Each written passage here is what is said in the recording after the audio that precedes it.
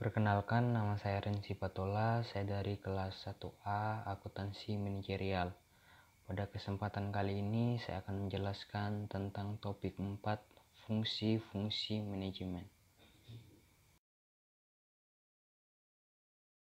Fungsi-fungsi yang dilaksanakan manajer.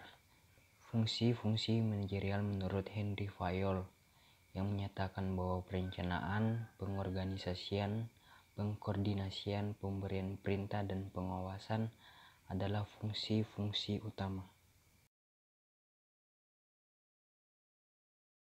Beberapa pendapat para ahli manajemen tentang fungsi-fungsi manajemen. Menurut Henry Fayol, planning, organizing, commanding, coordinating, controlling. Menurut Later Gaulick, planning, organizing, staffing, directing, coordinating, reporting, dan controlling. Menurut George Terry, planning, organizing, actuating, dan controlling. Dan menurut Ernest Dahl, planning, organizing, staffing, directing, innovating, dan representing.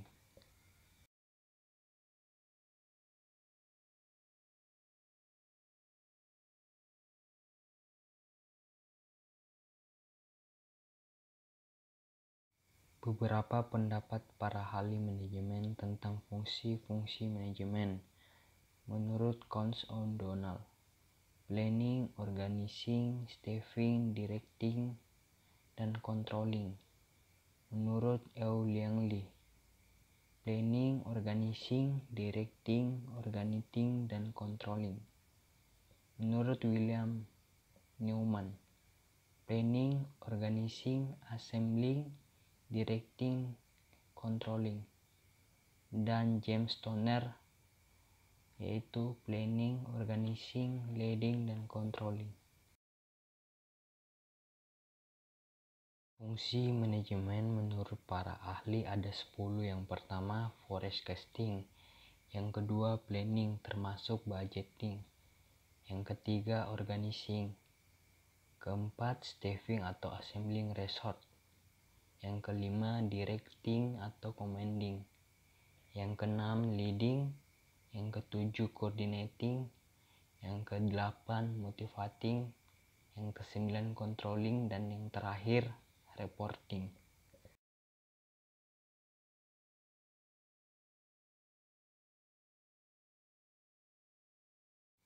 Ada beberapa perencanaan atau planning, yaitu organisasi dapat memperoleh dan mengikat sumber-sumber daya yang diperlukan untuk mencapai tujuan-tujuannya.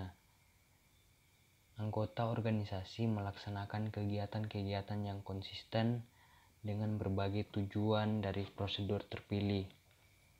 Kemajuan dapat terus dimonitor dan diukur, sehingga tindakan korektif dapat diambil bila tingkat kemajuan tidak memuaskan.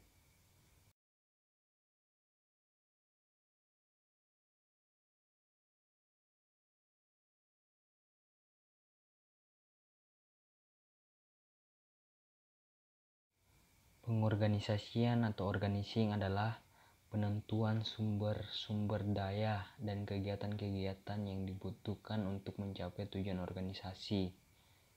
Perancangan dan pengembangan suatu organisasi atau kelompok kerja yang dapat membawa ke arah tujuan. Penugasan tanggung tertentu. Dan yang terakhir, pendelegasian wewenang yang diperlukan kepada individu-individu untuk melaksanakan tugasnya.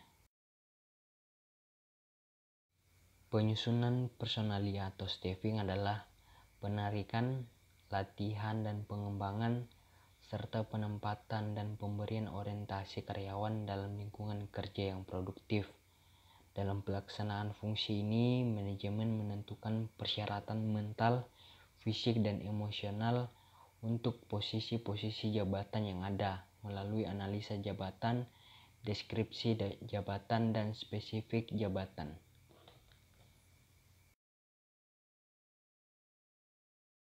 Fungsi personalia atau staffing mencakup kegiatan-kegiatan. Yang pertama, pembuatan sistem penggajian. Yang kedua, demosi atau pemecatan. Yang ketiga, penilaian karyawan untuk promosi dan transfer. Dan yang keempat, latihan dan pengembangan karyawan. Pengarahan atau leading. Fungsi pengarahan leading untuk membuat atau mendapatkan karyawan melakukan apa yang diinginkan dan harus dilakukan. Fungsi ini melibatkan kualitas, gaya, dan kekuasaan pemimpin serta kegiatan kepemimpinan seperti komunikasi, motivasi, dan disiplin. Fungsi leading sering disebut dengan directing, motivating, dan actuating.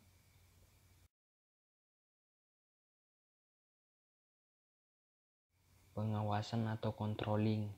Semua fungsi sebelumnya tidak akan efektif tanpa fungsi pengawasan, atau sekarang dengan istilah pengendalian.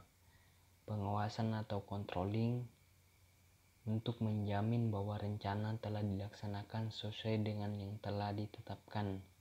Ada dua pengawasan, pengawasan positif dan pengawasan negatif. Pengawasan positif mencoba untuk mengetahui akan tujuan organisasi dapat dicapai dengan efisien dan efektif. Sedangkan pengawasan negatif mencoba untuk menjamin bahwa kegiatan yang tidak diinginkan atau tidak dibutuhkan tidak terjadi.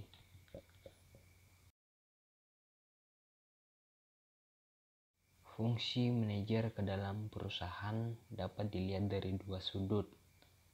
Yang pertama dari sudut proses, yaitu perencanaan, pengorganisasian, penyusunan, pengerahan, dan pengawasan.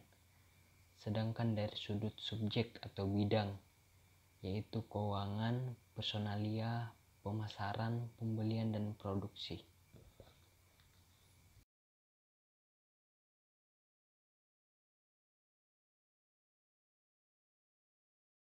Fungsi manajer keluar perusahaan ada 3 jenis, yaitu mewakili perusahaan di bidang pengadilan. Yang kedua, mengambil kegiatan sebagai warga negara biasa. Dan yang ketiga, mengadakan hubungan dengan unsur-unsur masyarakat.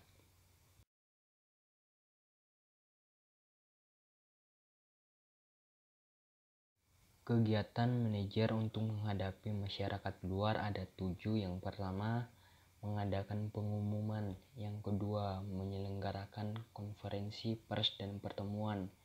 Yang ketiga, menyelenggarakan pameran. Yang keempat, mengatur siaran melalui radio. Yang kelima, mengadakan kontak dengan unsur pemerintah dan masyarakat. Yang keenam, membuat analisa dari pendapat umum. Dan yang terakhir, menerima kunjungan pihak luar ke dalam perusahaan.